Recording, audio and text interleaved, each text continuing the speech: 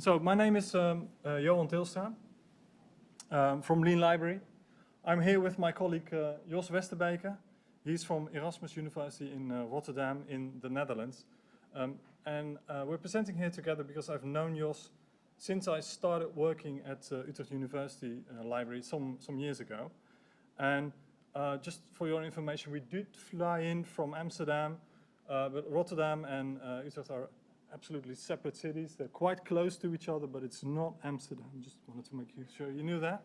It's a touchy issue, especially for people from Rotterdam. Right? Of course. It is. We're presenting here together because we're both passionate about helping library patrons with their day-to-day struggles.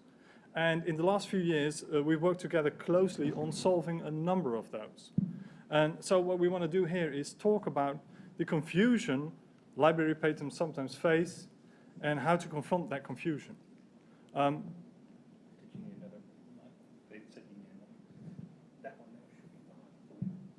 This one's working right now, so I guess I'll just stick with this one for now. And I'm audible all the way back right now, right? Is it okay? Good, yes, it's okay. And yeah, if you've got any questions, please keep them till afterwards, and then we'll go into them. So here's a picture of Utrecht University Library. It's a beautiful library. This is the one on the outskirts of Utrecht City. It's quite high, vertigo-inducing, so I try to stay on the lower floors over there. And I wanted to let you know that I'm not a librarian by profession, and I think that's quite a bit different from here in the States. In the Netherlands, if you work in a library, you call yourself a librarian, and I believe that here in the States, if you need to be formally educated to be called a librarian. Well, I'm not formally educated as a librarian, but it does mean that when I started working at Utrecht University Library, I could bring on maybe fresh outlooks, ask those fresh questions that everybody else asks who doesn't have a clue about things. So that's what I did, and I started working at the Innovation and Development Department over there, and I got in touch with a working group, a Dutch working group from other librarians working on innovation and developing new tools. And you might have also heard about Utrecht University Library when they were pioneering with doing away with the local discovery tool. Is that something that that rings a bell with? Yeah, it does, right, yeah. I don't want to talk about that project right now. I managed that program for a bit, and I don't want to talk about that project right now, but about another project that we did in that same program. And working at the innovation department, what was really important for me is the focus on end users. So what I did is I spent a lot of my time simply talking to end users, having conversations with end users about how they were using the library and whether they were having any issues. And we had a really nice way of getting into those conversations. At first, I might just walk up to people in the library and they would give me strange looks and say, "What are you doing?" But as soon as you explain who you are and why you want to have a chat with them, they're usually quite fine with them. But another method worked even better, where we would go into the coffee shop. There was a coffee shop downstairs in the library, and we would go at the right time when there was quite a huge line of people all waiting to get a good cup of coffee. So they needed to get out of the library to get a good cup of coffee, no good coffee in the library.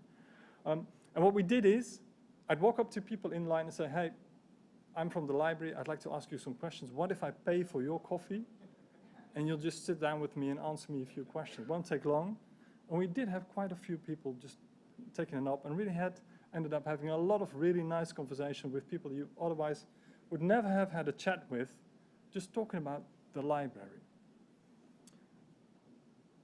Out of all those conversations, a few really stood out to me. One of them was of a girl. When I asked her, "How do you get access to e-resources?" she would tell me, "I'd get on my bike. I'd get on my bike, head over to the library, because that's where I know I will get access." It was really very healthy, of course, to get on your bike to get access to e-resources, but she didn't know that you could get access to all of those e-resources anywhere in the world, and you didn't have to be in the library. You don't even have to be in the library, you can just be on campus within the right IP range, but she didn't know. And there was this other girl that I had a chat with, and she told me about the fact that she used to read New York Times for her studies. New York Times all the time. And it was only after a few years did she find out that the library actually had a license for New York Times. So she'd been paying for a license to New York Times. She didn't know that the library could help her out with that as well. That was just money lost for her, of course. And also quite a few of those conversations regarding open access, where people said, I don't really get that whole discussion because everything's accessible to me anyway. Well, only if you're on campus. No clue. And I bet that you as librarian, you've heard similar stories. I see a few people nodding in there as well. What I learned, and again, I'm not a librarian by profession, so this was all quite new to me. What I learned is that using the library can be quite difficult. Patrons really need to study the library, and I think that shouldn't be necessary. People coming to a university should be studying whatever it is that they want to study, but they shouldn't have to study the library. And it's a wide range of issues, not just on how do I get access to a PDF, but it's also about knowing which services your library might provide to you, even when you may be off campus. We also will dive a bit deeper into these issues and tell a little bit about the situation at Erasmus University in Rotterdam.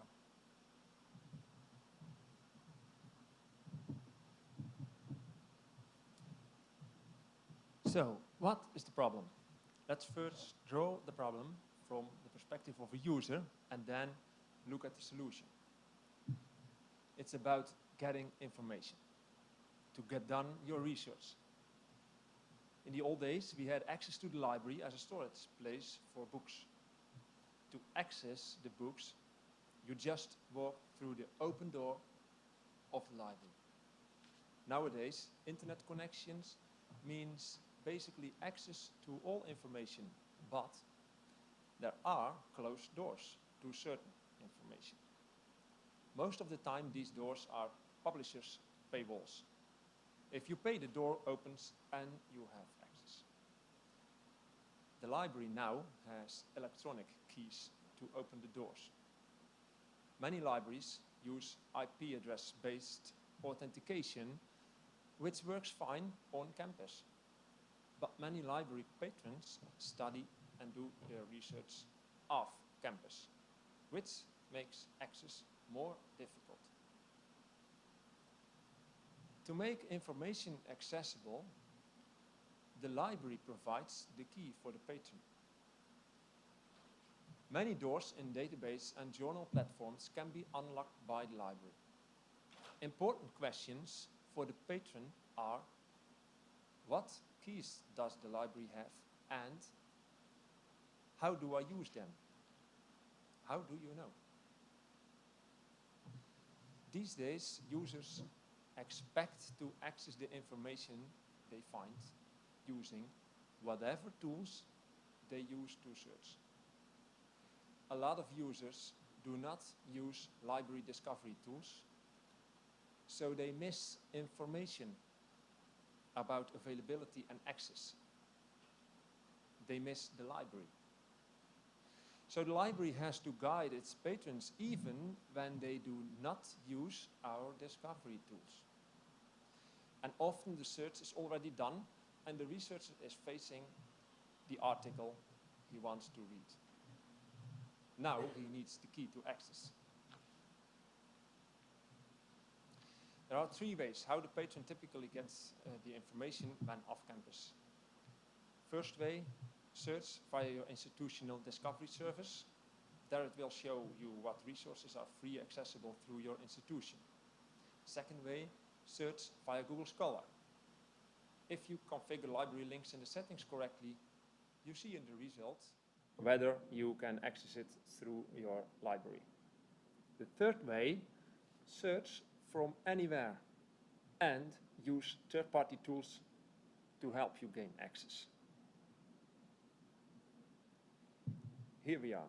Our patrons are off campus And no matter from which website they come, they still want access. And here comes the problem. Search and access from anywhere does not always work. A typical situation for most university libraries is that they provide access to e-resource based on IP address authentication, and an IP address is location-based. There's a lot more to say about access, but a common problem with IP-based access is that access off campus is not the same as access on campus, and this is confusing for students and researchers. And libraries struggle with explaining how to deal with this. The way the library works can be confusing for end users.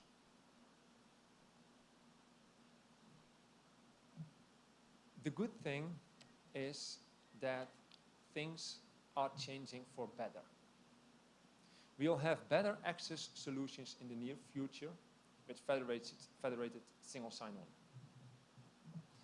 But if access is going to change, our researchers will be even more confused, if not frustrated. Just think about the many e-resource providers we have with often specific licenses. At Erasmus University, we have about 250 different licenses.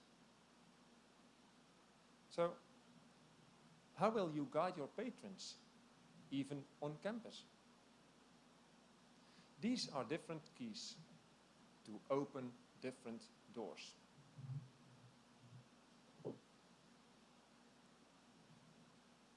We expect a transition from IP-based access to federated single sign-on access the coming years. Erasmus University is looking into that. You see drivers from both publishers and libraries, a big list. One of these is better security. And I would like to stress this, because now, if abuse occurs, a license violation, we must first ask the patron, are you sure it was you who logged on at that date and that time because of a possible hacked account? You understand? So IP address based access is not secure. There are many drivers who would push us into single sign-on, federated single sign-on. So access is shifting from IP-based to federated single sign-on access. IP becomes ID. It's not location-based, but person. The person, the user, is important. Anonymous or not. Huge implications for libraries here. This transition will take years. The library will get even more keys to enter the publisher's building with even more different doors. Again, how will you guide your patrons? How will you make things less confusing?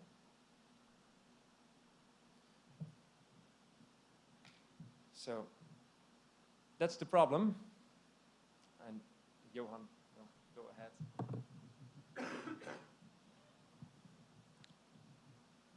So Jos showed many of the issues that library patrons might face, and it's not always easy, and it becomes even more difficult for end users if things change, and they change all the time, of course. And not all of these issues might be on any librarian's radar, but they're out there. And taking a few steps back, at Utrecht University Library, when I was still working there, it hit me.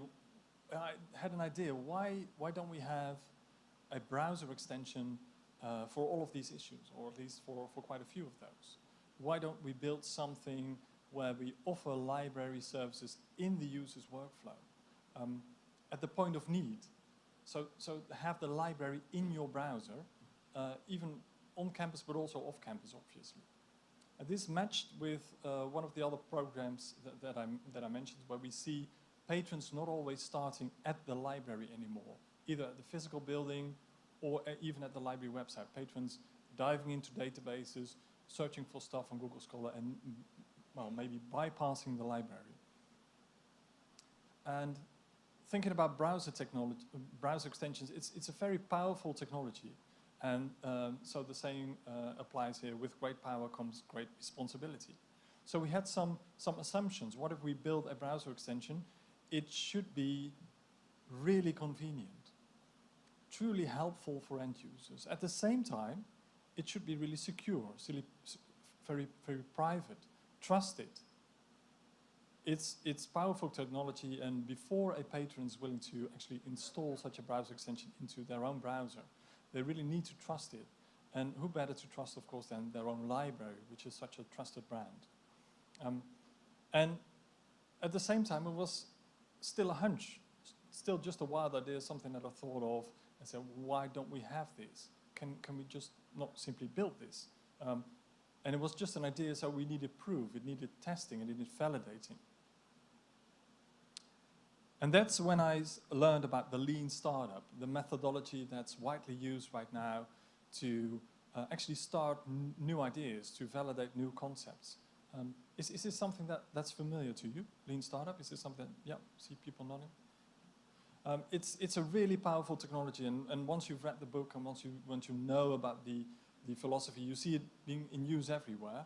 And it's all about this build, measure, learn loop, where you build something and try to measure your end user's reaction to it, try to see whether you're on the right track, and learn from this. Learn from what your end users want and what they don't want.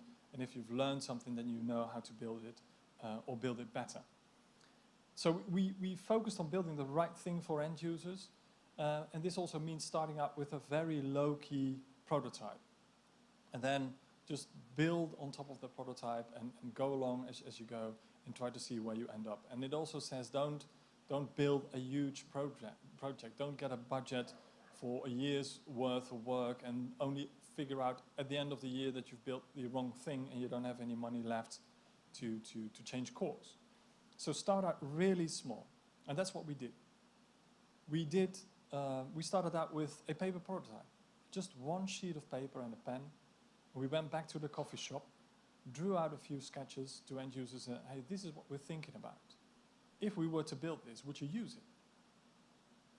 And a lot of those end users said, yes, I would use it.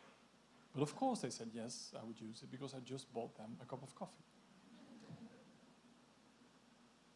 Nevertheless, we did get a lot of positive feedback, enough positive feedback to actually start building something. And again, we didn't start a project for a year, we started a project for 2 weeks. So within 2 weeks, we built a prototype of a browser extension. And 2 weeks is not a lot of time to build something that works well, and it didn't work well. What it did is, it worked well enough for us to validate the concept. So we saw people actually installing this browser extension, and it just did enough for us to get that essential feedback back from end users. They weren't just telling me over a cup of coffee that they would be willing to use it and willing to install it. The numbers were telling us the same thing. Yes, they were willing to install it, and they were using it. And then we got back into a conversation and asked them about it. How did you like it? Yeah, they said, it's rubbish. It hardly works. But what it does, I really like. So that's what we did. We got all this positive feedback, and we iterated, and we started building over more cups of coffee, again, in the coffee shop. Until we ended up with something that looked a bit like this. Just a very still rough-looking notification in your browser, providing you with some essential information that's really useful to you as an end user at the right moment, at the right time, in the right space. And here you can see a logo, which is really important because then people can see that this is actually information from their own library. It's proactive, so you don't have to do anything. After you've installed it, it will just tell you something interesting at the right time and at the right moment. It's a useful message. It needs to be, of course, because otherwise it becomes annoying and people will hopefully complain, but usually they'll just deinstall. And there's also a link back to the library website. So again, when we were thinking about people not starting at the library website anymore, this is where we were connecting with end users even through our website. And it was quite rough looking, but at a certain point in time, it worked. And that proved to us that we really did hit a nerve with those end users. And at a certain point in time, we did a survey and we got quotes back like these. It improves my search for articles 1,000 times. You've taken away a most hated hurdle in my life. Talking about hitting a nerve.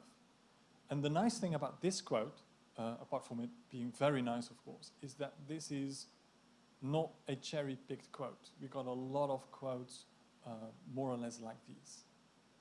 And we had thousands of users using that prototype at a certain point in time. Then we had to ask ourselves a hard question. I was still working at Utrecht University. We had to ask ourselves the question, what do we do? It's just an experiment. Do we stop it? Do we just pull the plug and say, yeah, we've learned a lot from you, thank you. Didn't cost us quite a lot of money, but we'll just pull the plug? Are we going to build this as a tool within Utrecht University Library and support it for a very long time? That would have been really costly. Or are we going to do something else? And then it hit me. Why don't I start a startup and try to make this tool available to end users all across the world? Because the issues that we were solving with this were, in my mind, issues that other library patrons would be facing as well. And the infrastructure that we were using at Utrecht University Library is quite similar to the infrastructure that any academic library is using. So I wondered, what if we build a startup, get a lot of libraries to chip in some money, and then we can build this tool and make it available to a lot of patrons worldwide. And that's what we did. Lean Library got founded.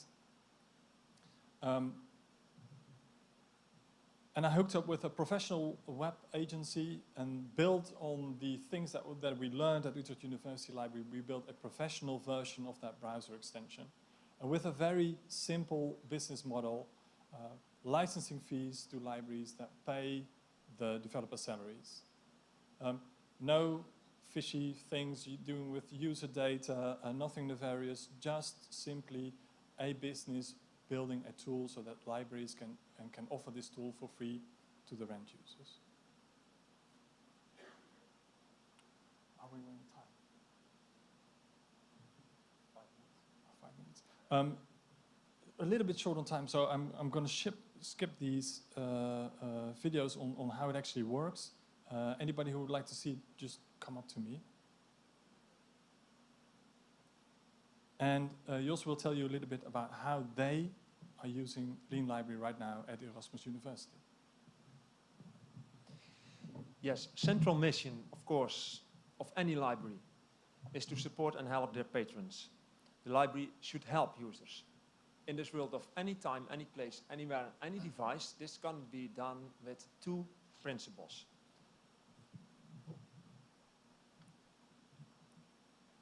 The library must come to the research patron.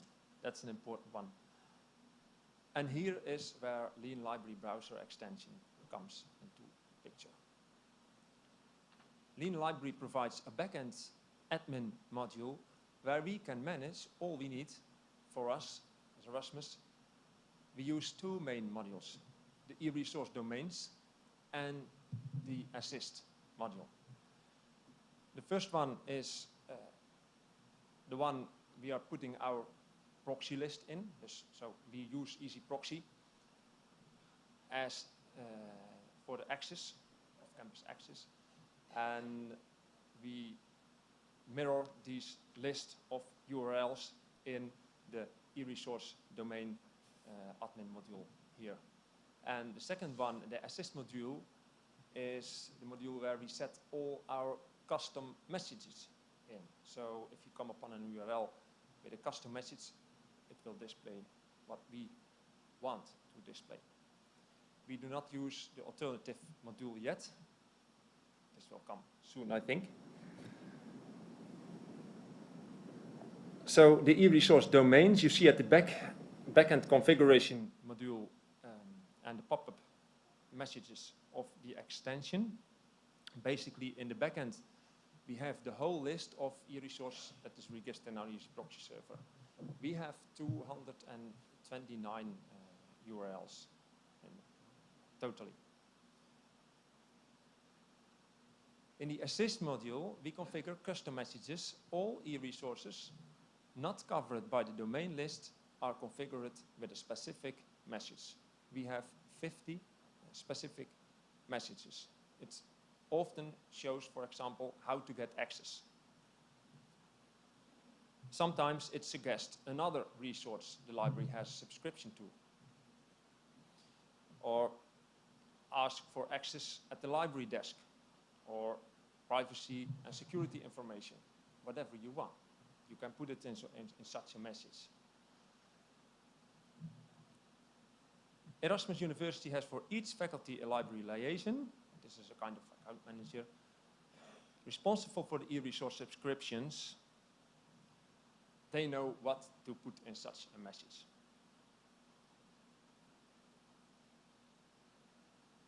Here you see our statistics.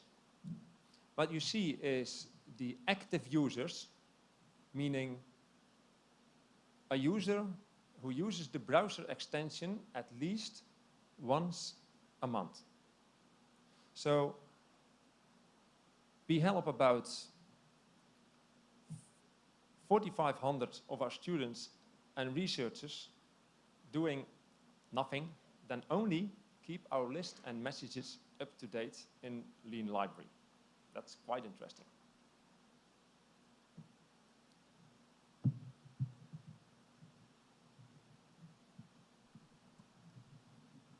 So Jos told you a bit about how they've been using Lean Library, and the nice thing, of course, is that we've been cooperating on Lean Library from the very beginning. Erasmus University was one of the first customers for Lean Library. And going forward, we're quite strong right now. We're building new features. We built a library alternatives module that connects with knowledge bases, so we can point out to end users if the articles that they're looking at are available in different spaces. We're linking to open access articles, can link to interlibrary loan services as well. And we're working really hard on ebook support and also working on support for SAML-based authentication systems, working with the guys, Robert's down there, from Open Athens as well. And one of the other nice things, of course, is the recent acquisition of Lean Library by Sage. To us, that means that we've got access to more resources, more assistance, market insights, people to help us out with that mission of bringing this software into the hands of library patrons worldwide. So in short, what we offer libraries is for patrons, clarity, convenience, helping them with those library services in their browser at the right point in time. For libraries, visibility as well, where patrons can clearly see that it's the library providing a lot of these services, even though the patrons themselves might not be at the library or at the library's website. And of course, another advantage for publishers, where they'll see an increase in the usage of their materials, because it's simply easier for the patron to access it. So I'd say let's try to confront that confusion together. Any questions, please get in touch with us, either now or afterwards. Thank you so much.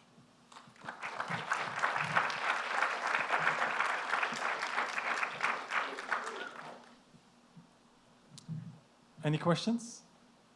You have 8 minutes. Sure.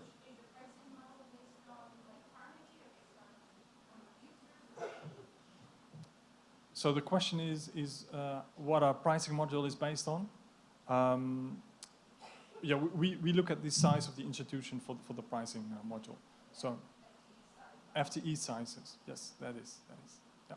And we've had various times of where people told us that it was too cheap, actually.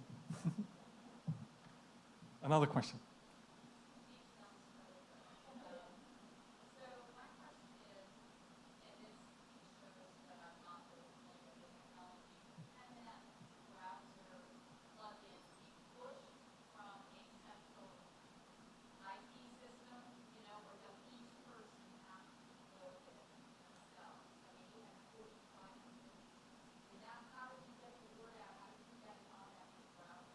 That's two different questions actually, which is good. So the question is, can it be pushed out to end users?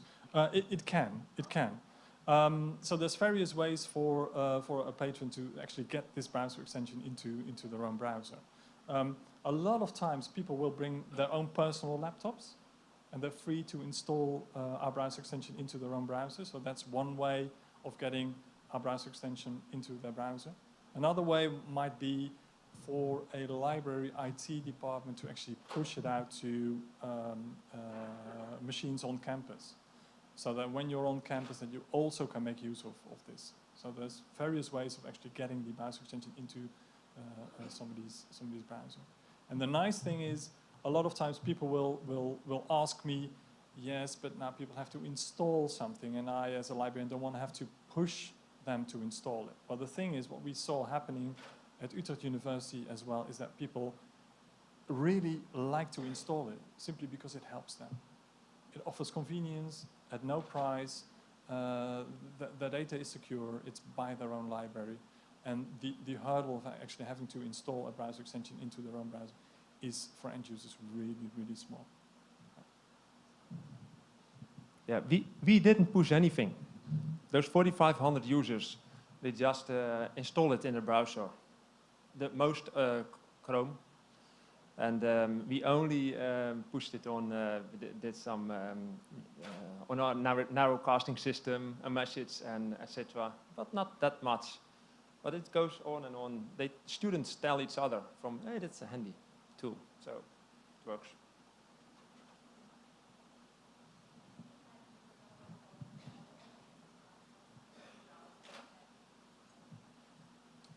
So the question is it available for most browsers? It is, actually, it is. Most commonly used browsers these days, of course, are Chrome, Firefox, Safari, and it's available for them, Microsoft Edge as well. We also have a version available for Internet Explorer 11, which is quite a hassle to develop a browser extension for. And I would really implore you, just get your IT departments to move away from it, because it's such a, you know, of course, you know, but you also know that quite a lot of organizations still need to use Internet Explorer because of business software that only works on that browser. So we do have browser extensions available for the whole range of browsers. Yeah. Another question there.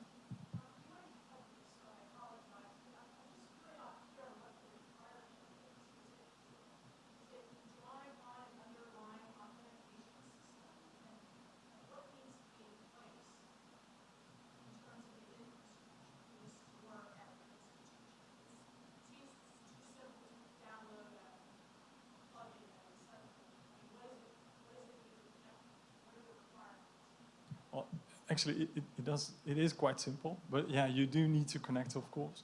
And we've got a range of features. So for different features, we need different connections. To help people to automatically get authenticated through their proxy server, we need to know which domains can be opened through a proxy server. So for that module to work, we need to have a connection with your proxy server, and we need to know which domains are in there, which is really simple to set up. It's with the right persons in the room, it's half an hour maybe.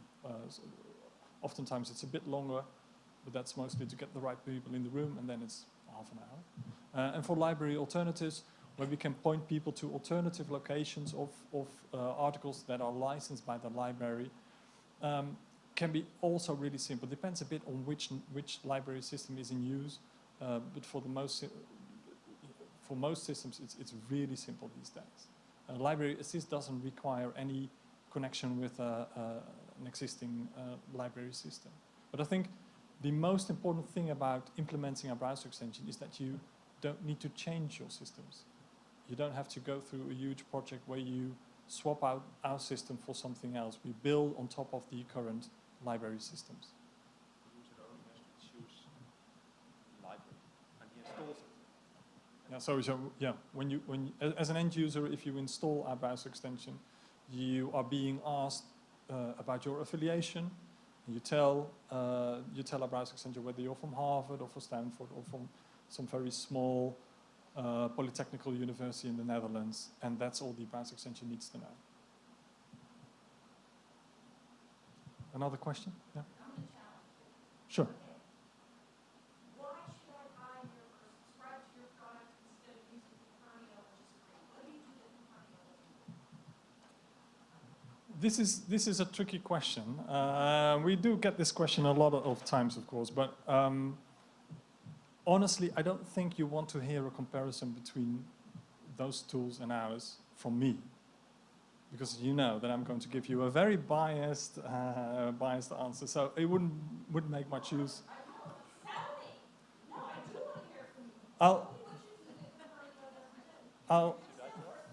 Yeah, I think Jos wants to tell.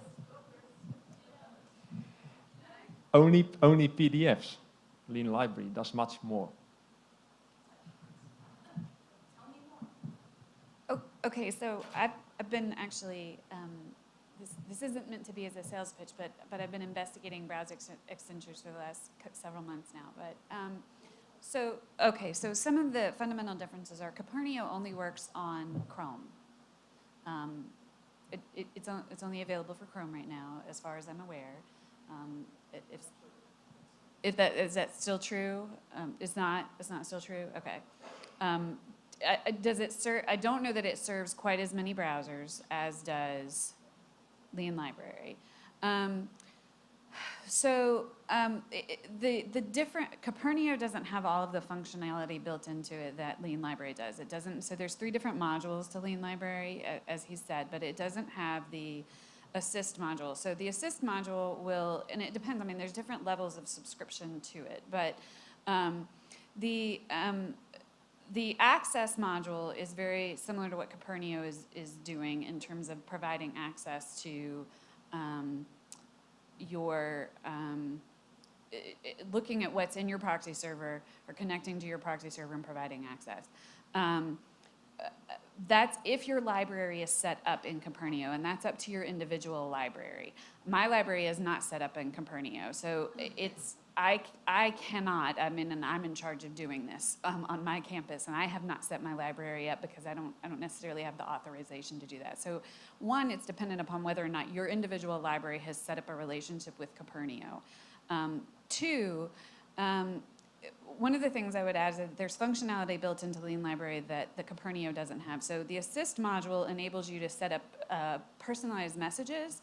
So for example, SciFinder Scholar, where not only do you have to that you have to have an authorized login and you have to be using a, you can set up individual instructions. So if your user hits wants to go into SciFinder Scholar, a pop-up message can come up that says you need to be coming at this from, you need to enter in your authorized Murray State email address. You need to use one from an authorized domain, and you need to be on campus to use this. This isn't going to work from off campus regardless. So you can set up personalized email messages for users. So they said they have about 50 of those set up. So it depends upon what resources you want to, what kinds of personalized messages you want to set up. For the alternatives module, and I may have this wrong, but my understanding is the alternatives module will allow you to customize your holdings such in there so that you can redirect users to where you might have the full text in other resources.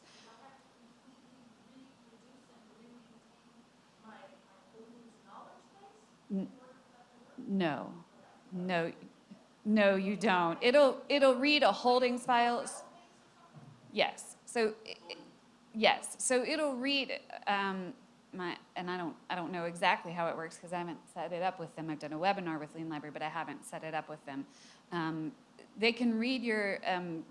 We have a holdings file with our open URL link resolver that just sits out there. It's an XML link resolver, and I don't know if they take that and ingest it on a periodic basis. That gets updated on a weekly. That XML file of our holdings gets updated on a weekly basis, and so they would take that and ingest it. You're ingesting it, you're not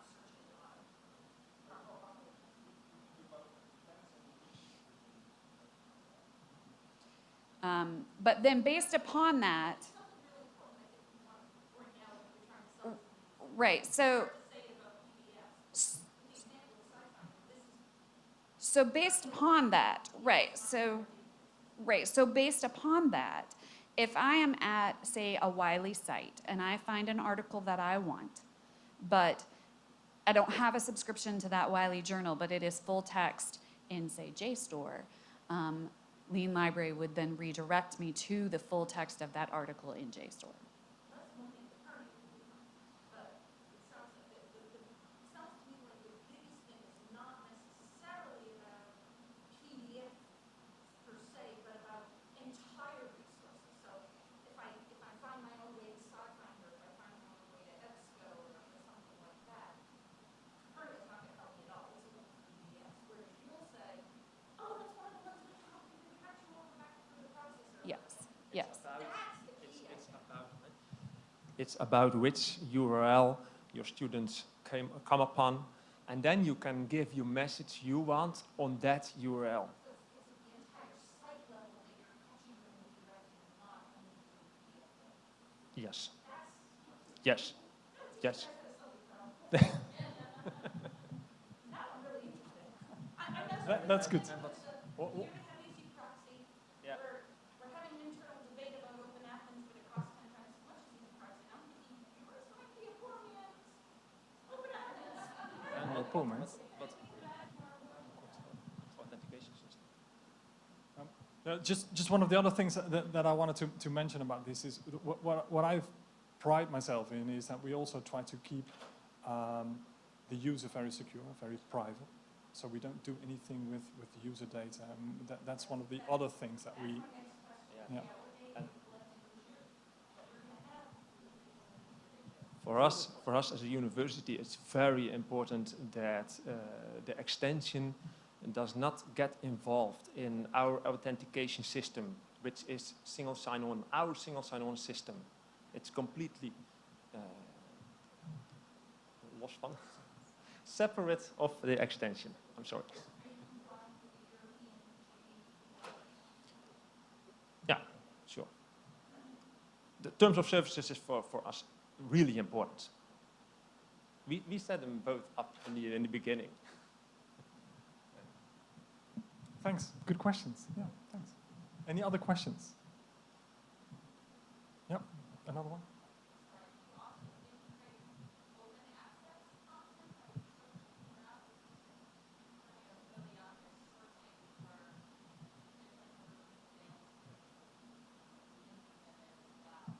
Yeah, so the question is, do we also incorporate open access articles? Yes, we do. Yeah.